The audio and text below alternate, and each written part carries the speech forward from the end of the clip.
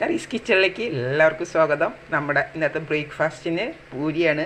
പക്ഷെ പൂരി കുഴയ്ക്കുമ്പോൾ പലരും ശ്രദ്ധിക്കേണ്ട കുറേ കാര്യങ്ങൾ ശ്രദ്ധിച്ചു കഴിഞ്ഞാൽ നമ്മുടെ പൂരി നല്ല ക്രിസ്പി ആയിട്ട് നിൽക്കും, നല്ല മുരിഞ്ഞ് നമുക്ക് താന്നു പോകില്ല. ഇരിക്കുന്ന ആ സമയത്ത് തന്നെ അങ്ങനെ ഇരിക്കും. അത് നമ്മളെപ്പോഴും ആഗ്രഹിക്കുന്നതല്ലേ.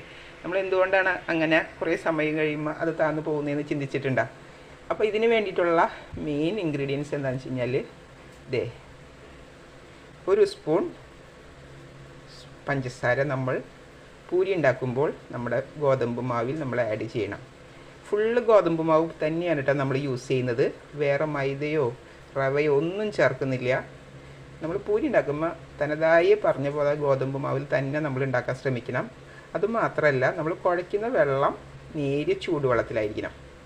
ആ ചൂടുവെള്ളം അല്ലെങ്കിൽ നമ്മുടെ പൂരിക്ക് സോഫ്റ്റ്നെസ് കുറയും. പിന്നെ മാത്രമല്ല, കുഴയ്ക്കുന്നതിലും പോലും നമുക്കതിന് വ്യത്യാസമുണ്ട്. നമ്മുടെ കുഴ വല്ലാണ്ട് താന്ന് ഭയങ്കരമായിട്ട് സോഫ്റ്റ് ആക്കാനും പാടില്ല. പൂരി ഉണ്ടാക്കുമ്പോൾ നമുക്കൊന്ന് ഈ ഒരു ടെമ്പറിൽ നമുക്ക് നിൽക്കണം.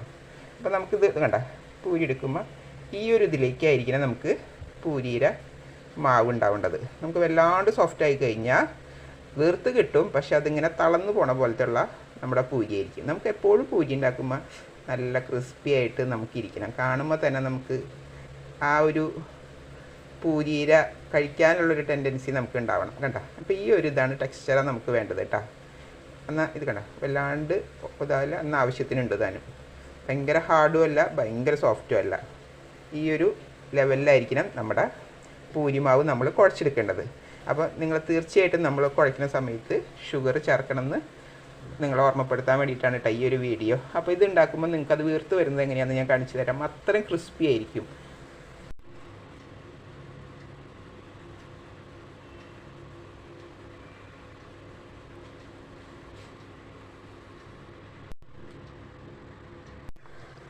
അപ്പോൾ നമ്മുടെ ദേ പൂരി കണ്ട പൊളച്ച നല്ല ക്രിസ്പി ആയിട്ടുള്ള നമ്മുടെ പൂരി ദേ തയ്യാറായി കഴിഞ്ഞു.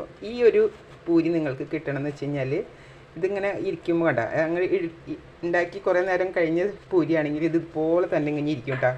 അത്രയും ക്രിസ്പി ആയിട്ട് ചേർക്കുന്നതിനാണ് നമ്മൾ ഈ പറഞ്ഞ ഒരു സ്പൂൺ പഞ്ചസാര നമ്മൾ ചേർക്കുന്നത്. അപ്പോൾ അത് മാത്രമല്ല, പൂരിക്ക് നല്ല ടേസ്റ്റ് ഉണ്ടാവും. കറി ഇല്ലെങ്കിലും നമുക്കത് വെറുതെ കഴിക്കാൻ പറ്റും. ആ ഒരു മധുരം വരുമ്പോൾ നമുക്ക് കറി ഇല്ലെങ്കിലും നമുക്ക് പൂരി വെറുതെ കഴിക്കാൻ പറ്റും. ഈ പൂരിയുടെ സ്വാദ് കൂട്ടുന്നതിന് മെയിൻ ഒരു ഇൻഗ്രീഡിയൻ്റാണ് നമ്മുടെ ഷുഗർ.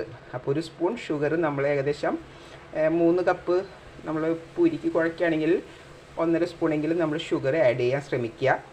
ക്വാണ്ടിറ്റി കൂടുന്നതിനനുസരിച്ചിട്ട് അതിനനുസരിച്ചിട്ട് കുറേശ്ശെ കൂട്ടാം. വല്ലാണ്ട് ഓവറല്ല ഉദ്ദേശിക്കുന്നത്, നമുക്ക് അതിൻ്റെ ഒരു സ്വീറ്റ്നെസ് നേരിയതായിട്ട് വരുന്നു മാത്രമേ ഉള്ളൂ കേട്ടോ. അപ്പോൾ മാത്രമല്ല, ഇതിൻ്റെ നേരിയ ചൂടുവെള്ളമായിരിക്കണം. വല്ലാണ്ട് ചൂട് കൂടാനും പാടില്ല. ജസ്റ്റ് ഒരു വാം വാട്ടർ മാത്രം. അല്ലാണ്ട് വല്ലാണ്ട് ചൂട് കഴിഞ്ഞാൽ നമ്മുടെ പൂരി മാവ് വെന്ത് പോവും. ആ ഒരു ലെവലിലേക്ക് നമുക്ക് വരാൻ പാടില്ല. എപ്പോഴും നേരിയ ചൂടുവെള്ളത്തിൽ നമ്മൾ കുഴച്ചെടുക്കുക. നമ്മുടെ കൈ കുഴയ്ക്കാവുന്ന പാകത്തിന്, അല്ലാണ്ട് കൈ പൊള്ളണ പാകത്തിൽ ഒരിക്കലും നമ്മൾ കുഴയ്ക്കരുത്. അതൊക്കെ ശ്രദ്ധിച്ചു കഴിഞ്ഞാൽ നമ്മുടെ ഗോതമ്പ് പൊടി മാവും നന്നായി കഴിഞ്ഞാൽ നമ്മുടെ പൂരി നന്നായിരിക്കും. എപ്പോഴും നല്ല ഗോതമ്പ് പൊടി നോക്കി നമ്മൾ വാങ്ങാൻ ശ്രമിക്കുക. ഞാൻ ഏകദേശം സെലക്റ്റിൻ്റെ ഒരു വേരിയൻ്റാണ് ഞാൻ ഉപയോഗിക്കുന്നത്. നല്ല പൊടിയാണ്. നന്നായിട്ട് നല്ല പൂരിക്കും ചപ്പാത്തിക്കും ഒക്കെ നല്ല അടിപൊളിയായിട്ട് നമുക്ക് കിട്ടും. അപ്പോൾ നമ്മുടെ ആ ടെക്സ്ചർ നിങ്ങൾക്ക് കണ്ടപ്പോൾ നിങ്ങൾക്ക് മനസ്സിലായി കാണുമെന്ന് കരുതുന്നു. നമ്മുടെ പൂരി കണ്ടില്ലേ, അടിപൊളി പൂരിയാണ് കേട്ടോ.